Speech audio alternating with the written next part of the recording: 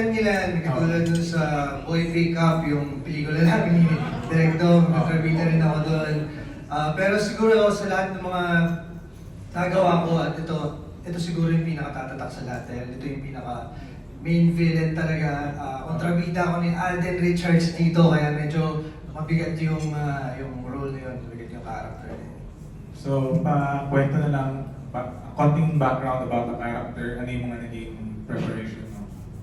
Preparation, syempre yung pag-aaral ng lingwahe dahil mahirap gumanap ng isang character na ibang lahi, iba yung pananalita niya. Nag-aaral siya sa Pilipinas pero syempre nagsasalita siya ng tatlong lingwahe, may Hapon, may Tagalog, meron siya mag-Filipino, tsaka English.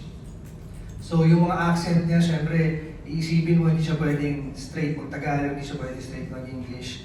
So bukod doon, may mga maraming mga Japanese lines na kailangan memoryin. Sa tulong nitong dalawang to, si Rio at si Kenji, palakpakan natin sila. Sila yung ating mga katulong doon. Sila yung gumagabay kung tama yung mga ginagawa namin mga linya doon. Kaya maraming salamat sa kanila. Sila yung talaga nakabantay doon sa mga dialogue namin.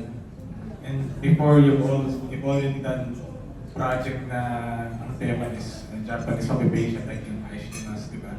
Pero may familiarity ba kahit pa paano doing this soap naman? Malayo ito doon sa Aishtimas eh. Although panahon din yun ng Hapon, almost pareho sila ng period. Pero syempre yung role ko doon, malayo. Ngayon, ako naman dito yung Hapon. Dati ako yung kabit ng Hapon na bading. Ayun. Pero ngayon, ibang-iba na talaga, parang nag-full circle na ako naman ngayon yung kontrabidang Hapon. Medyo mahirap.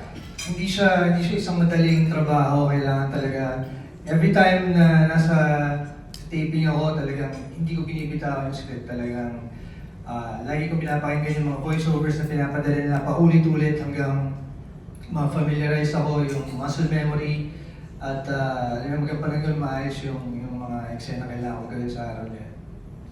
Thank you.